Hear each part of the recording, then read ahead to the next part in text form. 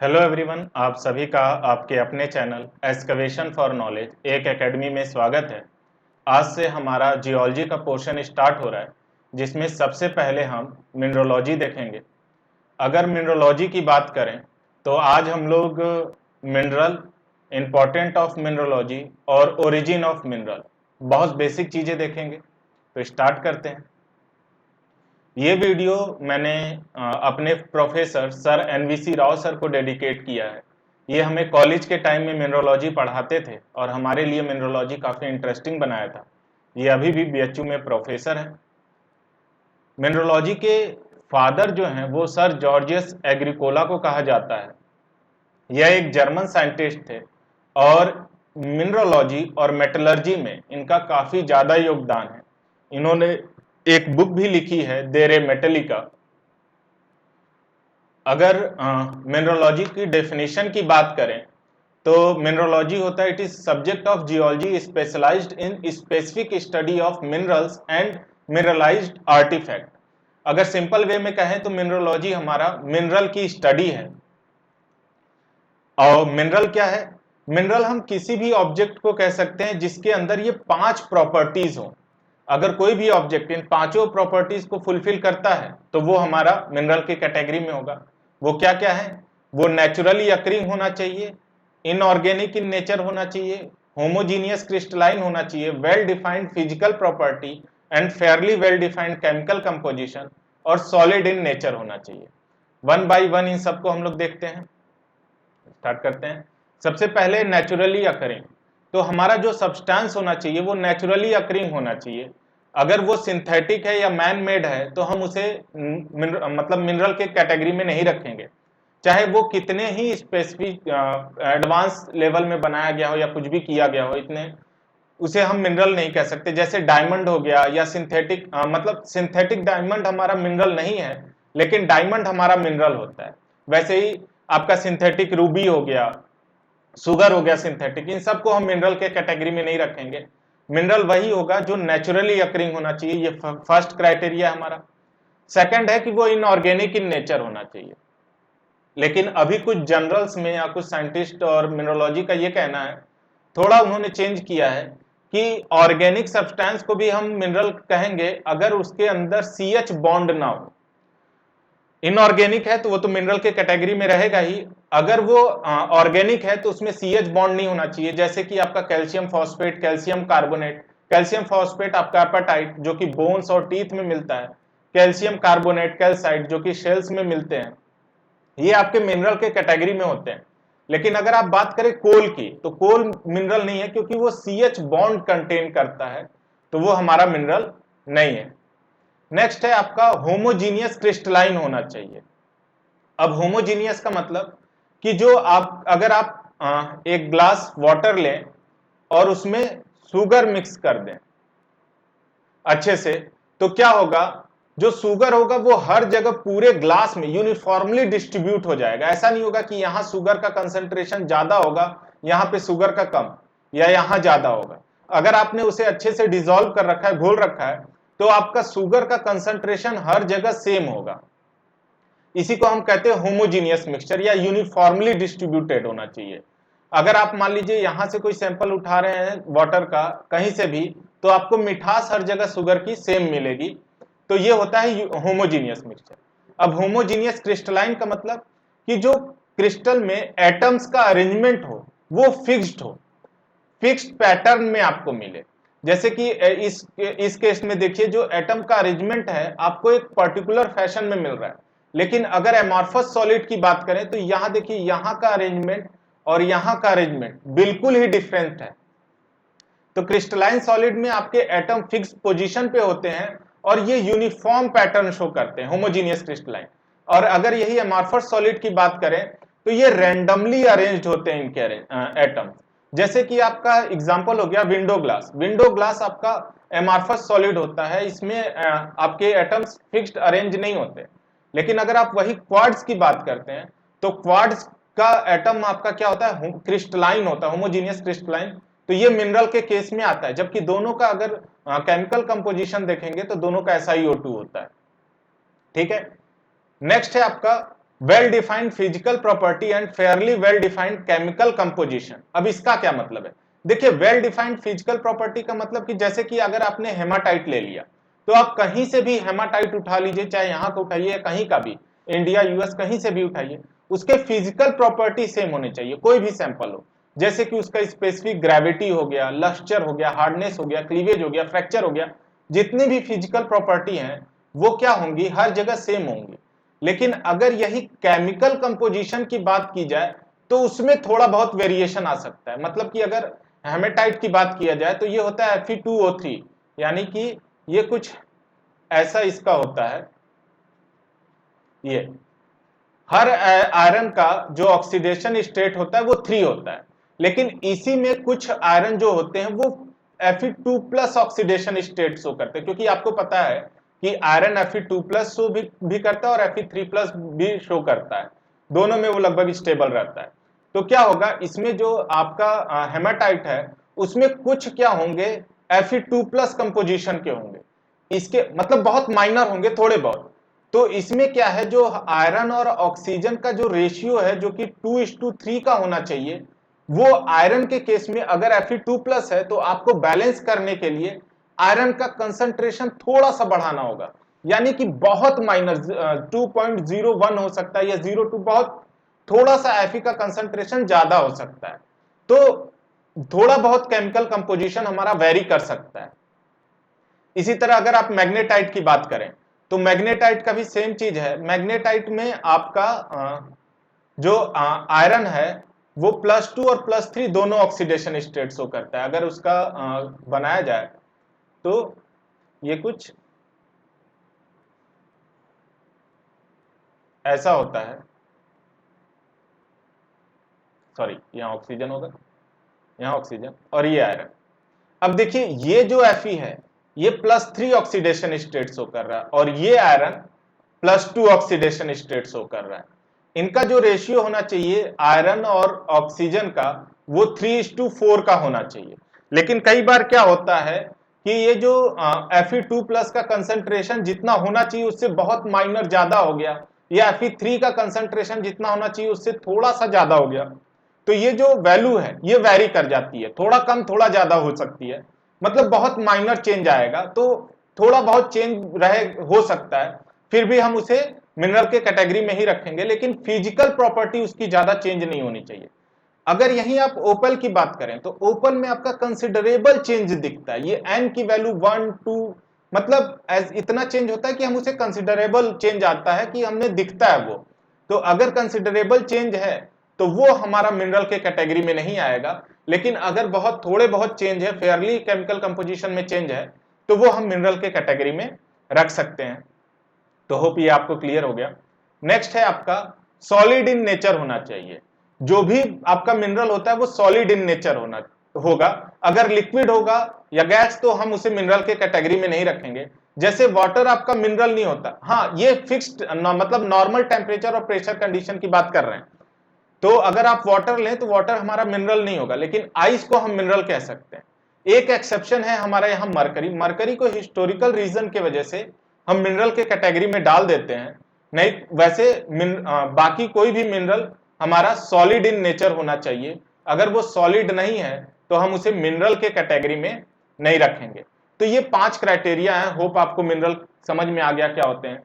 उसके 5 क्राइटेरिया याद रखिएगा। पहला क्या है कि पहला नेचुरली अकरिंग होना चाहिए, second inorganic in nature, third आपका fairly well defined physical property and fairly well defined chemical composition, चौथा होमोजीनियस क्रिस्टलाइन, और पांचवा सॉलिड इन नेचर। तो ये पांचों क्राइटेरिया जिसके पास होंगे कोई भी ऑब्जेक्ट वो मिनरल कहलाएगा। तो यहां हमारा मिनरल का डेफिनेशन खत्म होता है।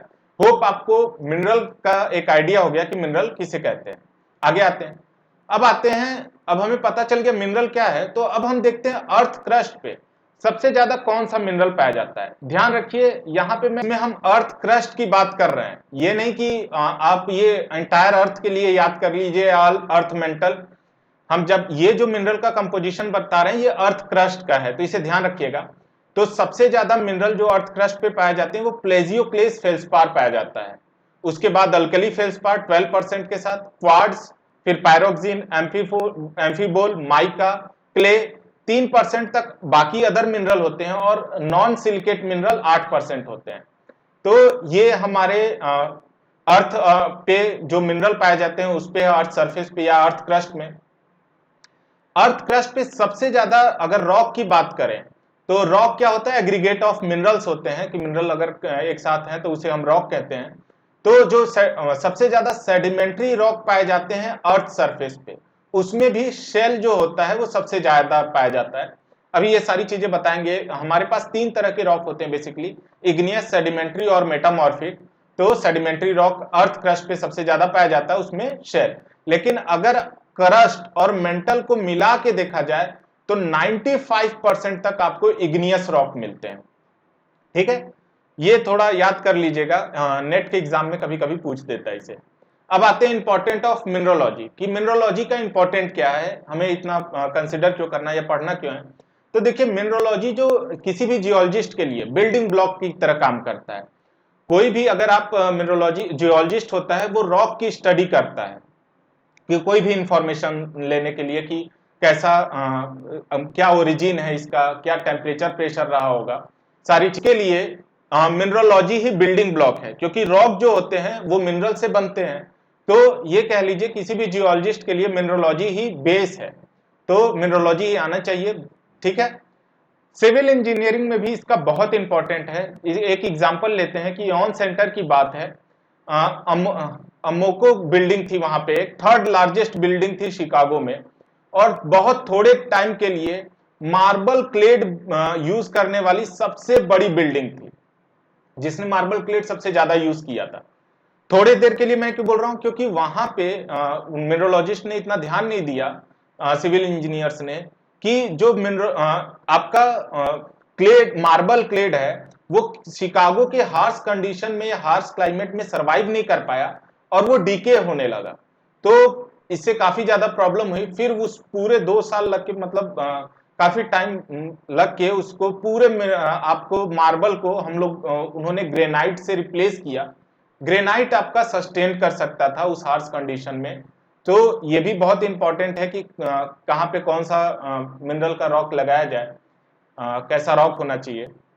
जेम इंडस्ट्री में तो बहुत ज्यादा यूज है, क्योंकि कोई जेम रियल है, ओरिजिनल है कि मैन मेड है, सिंथेटिक है, ये सारा चीज मिनरोलॉजी की स्टडी से ही पता चलेगा, उसके कैरेक्टरिस्टिक से। मिनरोलॉजी का अगर फिर से मिनरोलॉजी को अगर समझे तो मिनरोलॉजी होता है अर्थ साइंस, जो कि फोकस करता है chemistry, crystal structure, physical include optical property of mineral. या हमने शुरू में ही कहा था कि मिनरोलॉजी जो होता है वो मिनरल का स्टडी होता है। नेक्स्ट है आपका origin of mineral. Origin of mineral की बात करें तो देखिए, कोई भी मिनरल का बिल्डिंग ब्लॉक होता है एलिमेंट, किसी चीज का भी फंडामेंटल बिल्डिंग ब्लॉक किसी भी मैटर का वो एलिमेंट होता है, और एलिमेंट आपका डिस्क्रीट एटम के फॉर्म में पाया जा सकता है। जब ये एटम कंबाइन करते हैं तो मॉलिक्यूल बनाते हैं। मतलब हमने कहा कि आपके पास एलिमेंट है जो कि डिस्क्रीट एटम के फॉर्म में होते हैं, ये जब कंबाइन करते हैं एक फिक्स प्रोपोर्शन में तो मॉलिक्यूल बनाते हैं, और ये कॉम्बिनेशन केमिकल बॉन्ड से होता है। मॉलिक्यूल फिर कंबाइन करेगा, एक फिक्स अरेंजमेंट बनाएगा, यूनिट सेल। यूनिट सेल, कई सारे यूनिट सेल मिलके फिर किसी मिनरल का क्रिस्टल बनाते हैं। ठीक है, तो 1 बाय 1 हम इसे देखते हैं। तो सबसे पहले देखते हैं एलिमेंट, कि एलिमेंट क्या होता है। तो एलिमेंट हम समझ गए कि बिल्डिंग ब्लॉक होता है। अभी हमारे पास 118 एलिमेंट हैं, ये पीरियोडिक टेबल है आपका। अगर हम अबेंडेंट की बात करें अलग अलग एलिमेंट की, तो मिल्की वे गैलेक्सी में सबसे ज्यादा आपका हाइड्रोजन पाया जाता है पहले नंबर पे, फिर helium, carbon, nitrogen, oxygen, neon. शुरू के 6 जरूर याद कर लीजिए, किसी भी पैटर्न को याद कीजिएगा तो। पेपर में मतलब 4 ही सिर्फ याद करेंगे तो दिक्कत हो जाती है। मैग्नीशियम, सिलिकॉन, सल्फर, आयरन अगर याद करेंगे तो बहुत अच्छा है, नहीं तो इन शुरू के 6 को जरूर याद कीजिए, याद किए रहिएगा। इसमें सोलर सिस्टम की बात करें तो सोलर सिस्टम में आपका सबसे ज्यादा होता है हाइड्रोजन, फिर हीलियम, फिर ऑक्सीजन, कार्बन, नाइट्रोजन और नियोन। अगर इसमें देखेंगे तो हाइड्रोजन हीलियम के बाद आपका हाइड्रोजन हीलियम के बाद आपका ऑक्सीजन आया है। जबकि मिल्की वेव गैलेक्सी की बात करें तो थर्ड पोजीशन पे आपका कार्बन है, ठीक है, तो याद रखिएगा इसे। फिर आपका इधर ऑक्सीजन, फिर कार्बन नाइट्रोजन, फिर यहाँ पे क्या हो जाएगा नाइट्रोजन, फिर ऑक्सीजन। तो ये सोलर सिस्टम का हो गया। नेक्स्ट देखते हैं, अगर हम बात करें अर्थ क्रस्ट की, अर्थ मेंटल और इंटायर अर्थ की, तो इसका भी सीक्वेंस देख लेते हैं। ये याद रखिएगा, कई बार क्या होता है बच्चे ये अर्थ क्रस्ट का सीक्वेंस याद कर लेते हैं स्टूडेंट लोग, और क्या होता है कि पेपर में मेंटल और कोर या इंटायर अर्थ पूछ लेता है तो हम लोग यही सीक्वेंस लिख देते हैं। तो इस चीज को ध्यान दीजिएगा, ये तीनों का अलग अलग है। पेपर में क्या पूछा है क्वेश्चन, थोड़ा ध्यान समझिएगा, नेट पे इससे क्वेश्चन आ चुके हैं।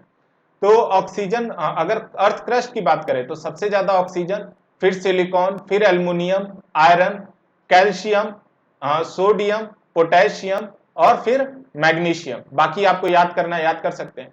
इसके लास्ट चार याद करने का बहुत इजी तरीका है। अगर आप देखिए तो अगर पीरियोडिक टेबल याद होगा आपको, तो यहाँ सोडियम होता है, इधर मैग्नीशियम, मैग्नीशियम के नीचे कैल्शियम और इधर पोटेशियम। तो आपका कुछ ऐसा है, मतलब पांचवें नंबर पे कैल्शियम, फिर सोडियम, पोटेशियम, मैग्नीशियम, ये कुछ सीक्वेंस है। ये चारों एलिमेंट आप आराम से याद कर सकते हो। लेकिन यही अगर मेंटल की बात करें, अर्थ मेंटल की, तो सबसे ज्यादा तो आपका ऑक्सीजन रहता है, लेकिन सेकंड नंबर पे आ जाता है आपका मैग्नीशियम, थर्ड नंबर पे फिर वही सिलिकॉन, फिर फोर्थ नंबर देखिए, फिर फोर्थ नंबर भी आपका चेंज हो गया, फोर्थ पे आ गया आपका आयरन। फिफ्थ नंबर की बात करें तो फिफ्थ पे चला गया आपका कैल्शियम, सिक्स्थ पे एल्युमिनियम, सेवेंथ और एट्थ आपका सोडियम और पोटेशियम है। अगर आप बात करें यही इंटायर अर्थ की, तो सबसे ज्यादा होता है आयरन, फर्स्ट नंबर पे आ गया, सेकंड पे ऑक्सीजन, थर्ड नंबर पे आपका ऑब्वियसली सिलिकॉन, इसमें भी थर्ड पे था, फोर्थ नंबर पे आपका मैग्नीशियम, फिफ्थ नंबर पे आपका ये आ जाएगा कैल्शियम, सिक्स्थ पे एल्युमिनियम, सेवेंथ और एट्थ पे सोडियम और पोटेशियम। तो इसको अगर याद कीजिएगा तो इन तीनों का अलग अलग याद रखिएगा।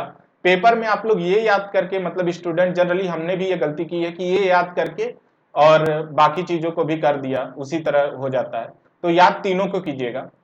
आते हैं कोर की बात करें, तो कोर पे मास सेग्रीगेशन के वजह से सबसे ज्यादा कोर में आयरन पाया जाता है, फिर उसके बाद निकेल, उस थर्ड नंबर पे है सल्फर, और बाकी सब ट्रेस एलिमेंट पाए जाते हैं। अब देखते हैं मास सेग्रीगेशन क्या होता है। यहाँ पे एक वर्ड आया है मास सेग्रीगेशन। मास सेग्रीगेशन क्या होता है कि अगर आपने किसी तालाब से, नाले से, या कहीं भी, कहीं से, किसी पॉन्ड से पानी लिया और उसे एक ग्लास में छोड़ दिया, रख दिया ट्रांसपेरेंट ग्लास में, तो आप देखेंगे कि जिसका मास ज्यादा होता है, जिसका वेट ज्यादा होगा, वो नीचे, जैसे सैंड पार्टिकल होंगे तो वो नीचे बैठ जाते हैं, और जो सिल्ट होंगे, क्ले होंगे, वो ऊपर होंगे, और जो डिजॉल्व पार्टिकल होंगे वो उसके ऊपर सेटल डाउन होंगे। यानी ये मास के वजह से ये जो सेपरेशन हो रहा है, इसे हम मास सेग्रीगेशन कहते हैं। अब बहुत कॉमन क्वेश्चन आता है कि सर अगर ये मास सेग्रीगेशन है तो हमारे पास यूरेनियम, थोरियम जैसे भी एलिमेंट होते हैं वो कोर में क्यों नहीं होते, वो तो हमारे मेंटल और अर्थ क्रस्ट में ही पाए जाते हैं, ऐसा क्यों? तो देखिए वो बहुत स्मॉल क्वांटिटी में होते हैं, बहुत थोड़े में, तो जो कि पाए जाते हैं वहां पे अलग फेनोमेना होता है, तो उससे मत कंफ्यूज कीजिएगा। तो ये आपका है, ये मास सेग्रीगेशन की वजह से। आता है ओशन। ओशन की बात करें तो ओशन में सबसे ज्यादा होता है आपका ऑक्सीजन, फिर हाइड्रोजन, फिर क्लोरीन, फिर sodium, magnesium, sulphur, calcium, potassium, bromine, carbon और बोरॉन, यही सीक्वेंस होता है। और भी चीजें होती हैं, बाकी सब ट्रेस एलिमेंट। तो ये सीक्वेंस याद कर लीजिएगा, सबसे ज्यादा ऑक्सीजन, हाइड्रोजन, क्लोरीन। थर्ड, अगर हम एटमॉस्फेयर की बात करें तो एटमॉस्फेयर में आपको पता है सबसे ज्यादा होता है नाइट्रोजन, फिर ऑक्सीजन, फिर आता है आर्गन, आर्गन थर्ड नंबर पे, फिर उसके बाद ट्रेस एलिमेंट होते हैं कि कार्बन, हाइड्रोजन, ये सारी चीजें, बाकी ट्रेस एलिमेंट मिल गए। तो ये चीज है।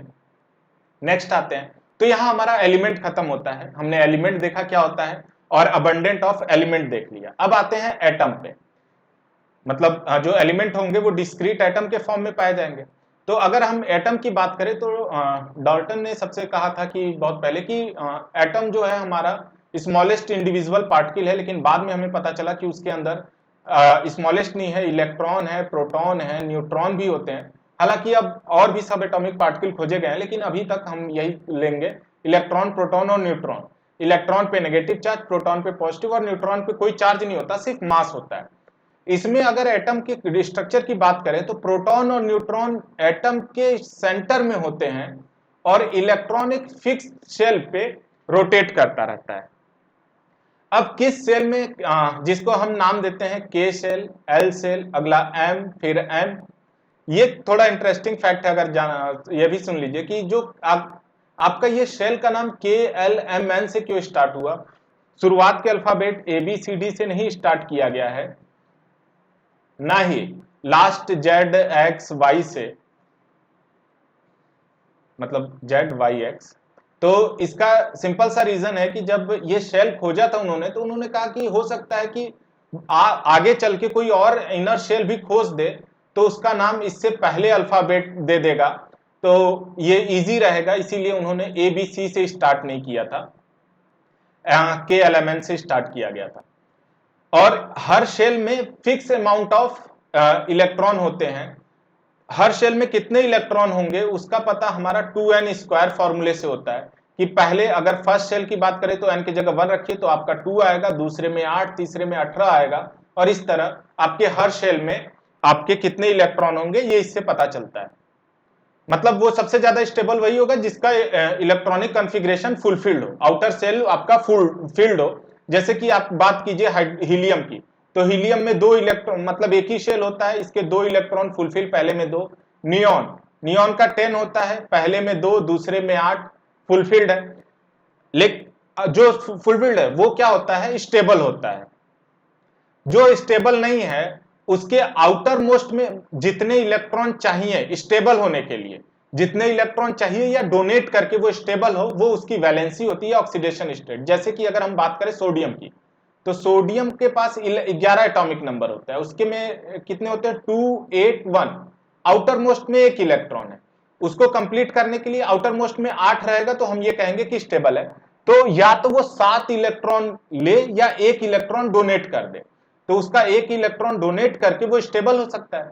तो ये 1 इलेक्ट्रॉन लॉस करके स्टेबल होगा, तो ये जितना लॉस करके स्टेबल हो वही उसका वैलेंसी होगा। अगर मैग्नीशियम की बात करें तो मैग्नीशियम में 12 होता है, यानी कि 2, 8, 2, तो ये 2 इलेक्ट्रॉन देके स्टेबल होगा। लेकिन अगर हम यही बात करें क्लोरीन की, तो क्लोरीन 17 होता है, 2, 8, 7। अब या तो ये 7 इलेक्ट्रॉन दे या 1 इलेक्ट्रॉन ले, तो 1 इलेक्ट्रॉन लेना ज्यादा इजी होता है, तो ये 1 इलेक्ट्रॉन, इसकी वैलेंसी कह लीजिए 1, इसकी वैलेंसी 1 हो जाती है, ऑक्सीडेशन स्टेट, तो ये 1 इलेक्ट्रॉन लेता है, ठीक। तो ये इसकी वैलेंसी हो गया। मेटल क्या होता है, मेटल वो होते हैं जो इलेक्ट्रॉन डोनेट करते हैं, जैसे कि ये स्टेबल होने के लिए सोडियम हो गया, मैग्नीशियम हो गया, ये डोनेट करते हैं। नॉन मेटल जो इलेक्ट्रॉन एक्सेप्ट करे, जैसे कि ये आपका क्लोरीन। तो ये एटम के बारे में थोड़ा बहुत नॉलेज हो गया। मॉलिक्यूल क्या है, मॉलिक्यूल हमारा इलेक्ट्रिकली न्यूट्रल होता है, और 2 या 2 से ज्यादा एटम एक साथ केमिकल बॉन्ड बनाते हैं तो हमारा मॉलिक्यूल बनता है। जो केमिकल बॉन्ड होते हैं वो 4 तरह के हैं, आयनिक, कोवलेंट, मेटेलिक और हाइड्रोजन बॉन्ड। हम आयनिक बॉन्ड पे ही ज्यादा फोकस करेंगे, क्योंकि जो आपके मिनरल्स होते हैं उसमें 90%, मतलब जो 90% तक मिनरल होता है उसमें आयनिक कंपाउंड्स होते हैं, यानी आयनिक बॉन्ड उसमें फॉर्म होते हैं। तो इसीलिए हम क्या करेंगे, आयनिक बॉन्ड पे ज्यादा फोकस करेंगे। बाकी कोवलेंट, मेटेलिक और हाइड्रोजन बॉन्ड, ये बाकी बॉन्ड के टाइप्स हैं, 1 बाय 1 देख लेते हैं सभी को थोड़ा थोड़ा। आयनिक बॉन्ड क्या होता है, आयनिक बॉन्ड होता है जिसमें इलेक्ट्रॉन का डोनेट करे या इलेक्ट्रॉन एक्सेप्ट करे, तो वो हमारा क्या होता है, आयनिक बॉन्ड, जिसमें इलेक्ट्रॉन का लॉस या गेन होता है। बेसिकली क्या हो गया, जैसे NaCl, आप एक एग्जांपल ले लीजिए, तो NaCl में क्या होता है, Na हमने बताया है 281 होता है, ये स्टेबल होने के लिए 1 इलेक्ट्रॉन दे के Na+ बना लेता है, और यही Cl जिसके पास 2, 8 और 7 है, ये यही 1 इलेक्ट्रॉन लेके Cl- बना के स्टेबल हो जाता है, और ये क्या होते हैं, फिर ये आपस में एक साथ बॉन्ड बना लेते हैं NaCl। तो ऐसे बॉन्ड को हम आयनिक बॉन्ड कहते हैं, जिसमें आयन डेवलप हो, ठीक। कोवलेंट बॉन्ड क्या होता है, कोवलेंट बॉन्ड शेयरिंग होती है। इसमें क्या होता है, जैसे कि कार्बन को ले लीजिए आप एक एग्जांपल के तौर पे, कार्बन के आउटर मोस्ट में 4 इलेक्ट्रॉन होते हैं, इसका होता है 2 और 4। अब क्या होता है, ये अपना चारों इलेक्ट्रॉन दे भी नहीं सकता, मतलब ये पहला शेल, दूसरा शेल, अगर चारों इलेक्ट्रॉन ये लूज भी नहीं कर सकता ना, 4 इलेक्ट्रॉन गेन कर सकता। होता क्या, इसके सेंटर में क्या है, 6 प्रोटॉन है, और ये क्या करेंगे, बाकी इलेक्ट्रॉन को अट्रैक्ट करेंगे। अगर ये आउटर मोस्ट में चारों इलेक्ट्रॉन दे देगा तो एक ही शेल बचेगा जिसपे 2 इलेक्ट्रॉन होंगे, तो ये प्रोटॉन इसे काफी ज्यादा अट्रैक्ट कर लेगा और ये कोलैप्स हो जाएगा। तो ये 4 इलेक्ट्रॉन ना डोनेट कर सकता है ना 4 इलेक्ट्रॉन एक्सेप्ट कर सकता है। अगर एक्सेप्ट कर लेगा तो इसके आउटर मोस्ट में 8 हो जाएंगे। इन 6 इलेक्ट्रॉन को इसको पकड़ के रखना काफी ज्यादा डिफिकल्ट हो जाएगा। तो इसीलिए ना कार्बन जो होता है ना इलेक्ट्रॉन एक्सेप्ट कर पाता है 4, ना डोनेट कर पाता है। तो ये शेयरिंग करता है क्योंकि इसे स्टेबल होना है। तो ये बाकी अपने जैसे खोजिएगा जो शेयर करें, जैसे कि हाइड्रोजन हो गया। हाइड्रोजन में भी क्या है, एक इलेक्ट्रॉन होता है ना, ये डोनेट कर सकता है ना ले सकता है। इसको भी 2 इलेक्ट्रॉन बनाने हैं, तो ये क्या करेगा, ये शेयर कर लेते हैं। अब ये हाइड्रोजन इस इलेक्ट्रॉन पे हाइड्रोजन का भी हक है और इस इलेक्ट्रॉन पे भी, और कार्बन का भी सेम है कि कार्बन इस हाइड्रोजन के इलेक्ट्रॉन को यूज कर सकता है। इसी तरह अगर हम देख लें तो CH4 जैसे होता है, आपने सुना है मीथेन, तो ये क्या होगा, ये आपका स्टेबल हो गया। हर हाइड्रोजन के पास 2 एटम हो गए, और कार्बन को देखिए, कार्बन भी अपना 8 इलेक्ट्रॉन बना लिया और ये भी स्टेबल हो गया। तो इसे हम शेयरिंग जिसमें होती है, ये हमारा कोवेलेंट बॉन्ड हो गया। कोवेलेंट बॉन्ड में आप सिंगल बॉन्ड हो सकता है, डबल बॉन्ड भी हो सकता है, ट्रिपल बॉन्ड भी हो सकता है, लेकिन 4 बॉन्ड नहीं बन सकते, ये स्टेबल नहीं है। आगे चलते हैं। मेटेलिक बॉन्ड, मेटेलिक बॉन्ड जैसे कोई मेटल आपने ले लिया, आयरन ही ले लिया, आयरन का एक पीस है। इसमें क्या होता है, आयरन हमने बताया, आयरन आपका +2 और +3 ऑक्सीडेशन स्टेट शो करता है, मतलब कि ये स्टेबल रहता है। तो इसमें क्या होगा, इसके इलेक्ट्रॉन जो होते हैं वो निकल के आउटर शेल से ये फ्रीली मूव करते रहते हैं पूरे आयरन के इस पीस में, और जो आयरन होता है वो +2 स्टेट में होता है। तो इनके बीच जो ये है बॉन्ड, इसे हम कहते हैं मेटेलिक बॉन्ड। इसे आयनिक बॉन्ड से कंफ्यूज मत कीजिएगा। आयनिक बॉन्ड में या तो इलेक्ट्रॉन लूज करता है या गेन करता है, यहाँ पे कोई लूज गेन नहीं, वो आयरन के ही अंदर है, बस फ्री है इलेक्ट्रॉन मूव करने के लिए। ये बहुत इंपॉर्टेंट है, इससे electricity, thermal conductivity, lustre, colour किसी किसी चीज का मतलब किसी केस में, सर्टेन केस में, हाई मेलेबिलिटी, डक्टिलिटी, ये सब इसी वजह से होता है, मेटेलिक बॉन्ड की वजह से। नेक्स्ट है हाइड्रोजन बॉन्ड। हाइड्रोजन बॉन्ड आपका 3 ही एलिमेंट शो करते हैं, नाइट्रोजन, ऑक्सीजन और फ्लोरीन। इनका इलेक्ट्रोनेगेटिविटी बहुत ज्यादा होता है। अब इलेक्ट्रोनेगेटिविटी क्या होता है कि जैसे कि अगर मान लीजिए हाइड्रोजन और ऑक्सीजन बॉन्ड बनाए, तो ऑक्सीजन, ये शेयर्ड पेयर ऑफ इलेक्ट्रॉन दोनों के बीच शेयर होना था, लेकिन इलेक्ट्रॉन इस शेयर पेयर ऑफ इलेक्ट्रॉन को थोड़ा सा अपनी तरफ खींच लेता है। ये दोनों में ज्यादा हिस्सा इसका होता है, कम हिस्सा इसका। तो ये क्या होगा, इसके पास इलेक्ट्रॉन थोड़ा ज्यादा हो गया, तो ये पार्शियली निगेटिव हो गया और हाइड्रोजन पार्शियली पॉजिटिव हो गया। तो इसके वजह से जो बॉन्ड बनेगा वो हमारा हाइड्रोजन बॉन्ड होता है। हालांकि ये बहुत वीक होता है, 4% ही होता है आयनिक बॉन्ड का, लेकिन हम इसे कंसिडर करते हैं। इसी की वजह से आपका वाटर जो होता है H2O, वो लिक्विड फेज में होता है, न कि गैस। तो हमने यहां मॉलिक्यूल देख लिया। अब आते हैं हम नेक्स्ट यूनिट सेल। अगर यूनिट सेल की बात करें तो यूनिट सेल हमारा होता है smallest group of atom which has overall symmetry of crystal. मतलब किसी क्रिस्टल का, जैसे ये क्रिस्टल है हमारा, इस क्रिस्टल का ये पार्ट जो एक ही पार्ट रिपीट कर रहा है बार बार, इसी को हम यूनिट सेल कहते हैं। ठीक है, इसको अगर हम कैरेक्टराइज करें तो ये 2 आधार पे हम डिवाइड कर सकते हैं, इसके डायमेंशन और एंगल। डायमेंशन जैसे ये XYZ हो गया, ABC एक्सिस, और आपका एंगल इनके बीच, A के सामने अल्फा, B के सामने बीटा और C के सामने गामा, ये जो एंगल है। तो ये 6 पैरामीटर होते हैं या 6 कैरेक्टराइजेशन होते हैं आपके किसी भी यूनिट सेल के। इसके बारे में डिटेल में हम क्रिस्टलोग्राफी पढ़ेंगे तो समझेंगे, अभी फिलहाल इतना सफिशिएंट आपके लिए। नेक्स्ट है आपका क्रिस्टल। क्रिस्टल हमने क्या कहा था कि क्रिस्टल जो आपका ओवरऑल रिप्रेजेंटेशन होता है किसी भी मिनरल का। क्रिस्टल जो आपका में भी क्रिस्टल के फेस फ्लैट और जेमी अपीयरेंस हो भी सकते हैं, नहीं भी हो सकते हैं। अब देखिए ये फ्लैट क्रिस्टल फेस मतलब क्या है, जैसे कि ये आप अगर मिनरल देखिए तो इसका ये फुल्ली डेवलप्ड है, इसके फेसेस जो हैं वो आपको क्लियर दिख रहे हैं, है ना, लेकिन मतलब फेस दिख रहा है आपको, फुल्ली फ्लैट है।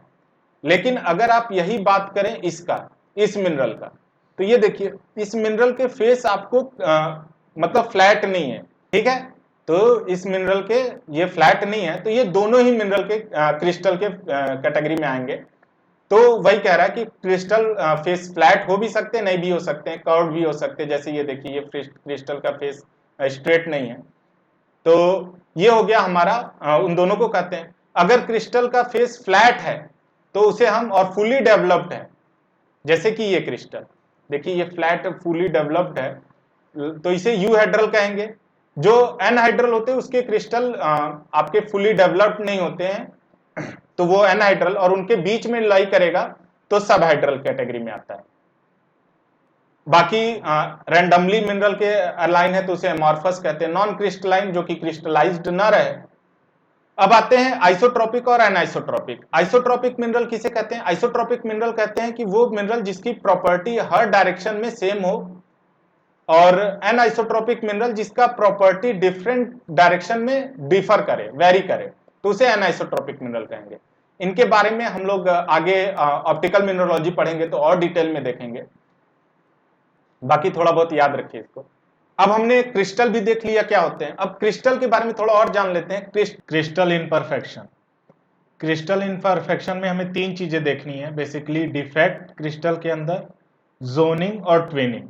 तो पहले डिफेक्ट देख लेते हैं। डिफेक्ट में हमारा ब्रॉडली दो क्लासिफिकेशन है, एक है पॉइंट डिफेक्ट और लाइन डिफेक्ट। अब ये क्या है तो इसे समझिए। मान लीजिए अगर आपका ये कोई क्रिस्टल है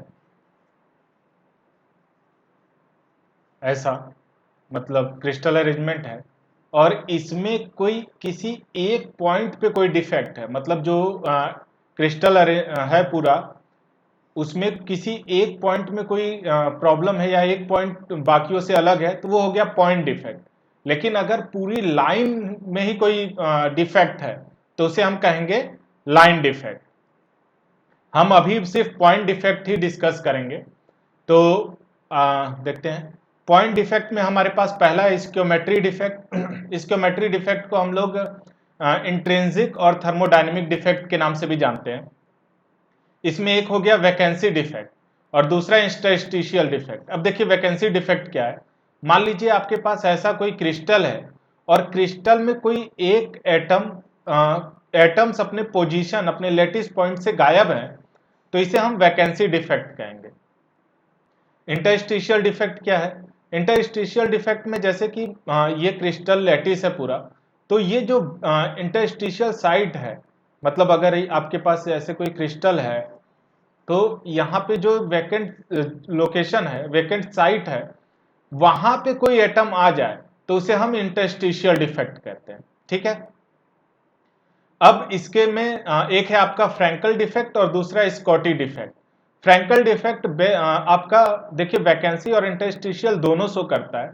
देखिए इसमें क्या है कि जैसे ये पूरा पॉजिटिव नेगेटिव चार्ज का आयन पूरा लैटिस है, उसमें क्या है कि यहाँ का एक पॉजिटिव आयन इंटरस्टिशियल पोजीशन पे चला गया, तो जहां से गया वहां वैकेंसी क्रिएट किया, और जिस इंटरस्टिशियल साइट पे गया तो वहां पे इंटरस्टिशियल डिफेक्ट हो गया। स्कॉटी डिफेक्ट आपका वैकेंसी डिफेक्ट के जैसा है कि यहां से एक पॉजिटिव चार्ज और यहां से नेगेटिव चार्ज चला गया, ओवरऑल बैलेंस रहता है ये पूरा। तो यहां से भी देखिए, यहां एक नेगेटिव, यहां से एक पॉजिटिव, तो ये हो गया स्कॉटी डिफेक्ट। नेक्स्ट है आपका इम्प्योरिटी डिफेक्ट। देखिए जो आपका स्क्योमेट्रिक डिफेक्ट था, उसमें स्क्योमेट्री में आपका जो चार्ज बैलेंस रहता है, इसमें पहला था आपका वैकेंसी और दूसरा था इम्प्योरिटी डिफेक्ट। ठीक है।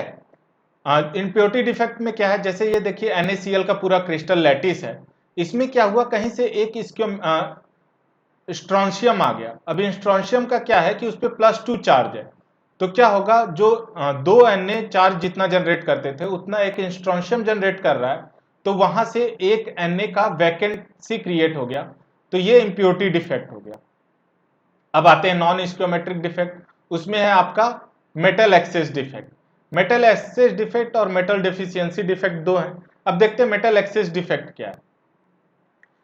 तो मेटल एक्सेस डिफेक्ट का क्या है कि जैसे मान लीजिए अगर आप यही हम NaCl का लैटिस ले रहे हैं, तो इसमें क्या है, यह मान लीजिए ये Na ही होता, ये दोनों जगह, तो होता क्या है कि जैसे मान लीजिए ये पूरा NaCl का एक लैटिस है और नीचे से हमने Na को हीट करना स्टार्ट किया, सोडियम को हीट कर रहे हैं, तो क्या होगा, जो हीटेड सोडियम है वहां लैटिस से Cl लेके चला जाएगा।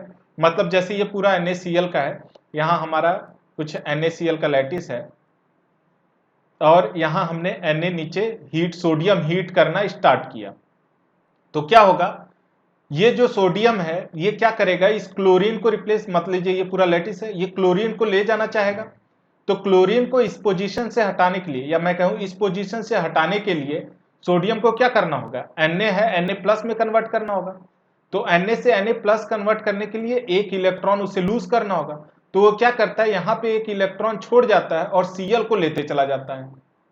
तो इससे क्या होगा, जहां Cl माइनस था वहां सिर्फ और सिर्फ एक इलेक्ट्रॉन रहेगा, तो ये हो गया मेटल एक्सेस डिफेक्ट, जिस और जहां इलेक्ट्रॉन रहता है उसे एफ सेंटर भी कहते हैं।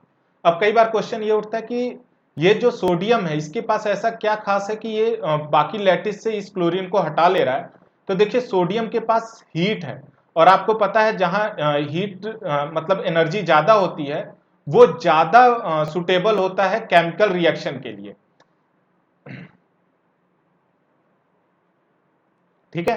तो ये क्या करेगा, ये सोडियम क्योंकि इसके पास हीटेड है, मतलब टेम्परेचर इसका ज्यादा है, तो इसके पास टेंडेंसी ज्यादा है केमिकल रिएक्शन करने की, तो यहां से ये इस क्लोरीन को रिमूव कर लेता है, और जिस लोकेशन से यहाँ क्लोरीन को हटाया तो वहां पे मेटल एक्सेस हो गया। देखिए ये हो गया मेटल एक्सेस डिफेक्ट। अब है मेटल डेफिशिएंसी डिफेक्ट। इसे जैसे आपने वहां पे देखा था, जब हम लोगों ने मिनरल का डेफिनेशन देखा था, तो वहां हमने हेमाटाइट और मैग्नेटाइट बताया था, सेम वैसा ही है कि मान लीजिए FeO का कंपोजिशन है, यहाँ पे क्या है, आयरन आपका +2 स्टेज में है, इसका ऑक्सीडेशन स्टेज 2 है, लेकिन क्या होता है, हमें पता है कि Fe2+ और 3+ दोनों जनरेट शो करता है, तो इसमें 100% FeO में सब 2+2 नहीं होते, कुछ +3 भी होते हैं उसमें, जिसके वजह से जो आयरन और ऑक्सीजन का रेशियो 1:1 का होना चाहिए वो रेशियो 0.95 और 1 का हो जाता है। तो यहां पे क्या हुआ, आयरन की कमी हो गई, यानी ये मेटल डेफिशिएंसी डिफेक्ट है, ठीक है। नेक्स्ट है आपका अब आते हैं जोनिंग, ये भी क्रिस्टल इम्परफेक्शन का सेकंड है। जोनिंग का क्या है, जैसे कि मान लीजिए आपका कोई क्रिस्टल है, इसमें क्या है, जैसे प्लेजियोक्लेस लिया, तो प्लेजियोक्लेस में एनॉर्थाइट और अल्बाइट दोनों आता है, तो क्या है, हम जब क्रिस्टल लेते हैं तो इसके बारे में डिटेल हम लोग इग्नियस पेट्रोलॉजी में देखेंगे आगे। तो इसमें क्या है कि जब आप क्रिस्टल देखते हो तो ऊपर एनॉर्थाइट का कंपोजिशन रहता है, और जैसे जैसे आप नीचे जाते जाते हो ये क्रिस्टल एल्बाइट में कन्वर्ट होते जाता है, तो यहाँ एनॉर्थाइट का कंपोजिशन ज्यादा है, एनॉर्थाइट का थोड़ा कम थोड़ा कम थोड़ा और कम, और एल्बाइट कंपोजिशन बढ़ते जाता है। तो ये जो होता है इसे हम जोनिंग कहते हैं, जिसको आगे हम और डिटेल में पढ़ेंगे। नेक्स्ट और लास्ट आपका क्रिस्टल इम्परफेक्शन है ट्विनिंग। ट्विनिंग क्या होता है, ट्विन्स आप समझते हो कि जैसे आप कोई सी ट्विन को देखते हो तो कहते हो कि हाँ दो आइडेंटिकल बच्चे होते हैं तो उसे हम ट्विन कहते हैं। तो ट्विनिंग भी ऐसा है कि मान लीजिए किसी सेम क्रिस्टल, अगर मान लीजिए प्लेजियोक्लेस ही ले रहे हैं, तो या तो प्लेजियोक्लेस में क्या हुआ कि किसी सेम क्रिस्टल सरफेस के थ्रू दो क्रिस्टल एक ही मिनरल के डेवलप्ड हो जाए तो उसे हम ट्विनिंग कहते हैं, ठीक है। सिमेट्रिकल इंटर ग्रोथ ऑफ 2 और मोर क्रिस्टल ऑफ सेम सब्सटेंस, तो इसे हम ट्विन कहते हैं। जैसे यह है कि इसी फेस के अक्रॉस दो अलग अलग क्रिस्टल, मतलब सेम दो अलग अलग क्रिस्टल सेम मिनरल के डेवलप्ड हो गए, ये कई तरह के ट्विनिंग होते हैं, इसे हम आगे और डिटेल में पढ़ेंगे। तो यहाँ पे हमारा क्रिस्टल खत्म होता है, ठीक है। तो होप आपको ये सारी चीजें समझ में आ गई।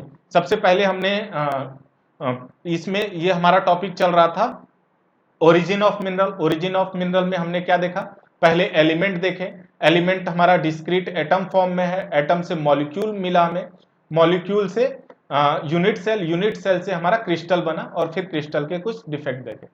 क्रिस्टल आगे हम क्रिस्टलोग्राफी में इसको और अच्छे से और डिटेल में ये सारी चीजें जानेंगे। अब मिनरोलॉजी का ब्रांच देखें तो हमारे पास दो हैं, एक थ्योरेटिकल है और एक अप्लाइड मिनरोलॉजी है। थ्योरेटिकल मिनरोलॉजी में आप सिंपल सा उसकी केमिस्ट्री देखते हो, mode of formation, paragenesis, texture, micro structure और टेम्परेचर, प्रेशर, ये सारी चीजें देखते हो।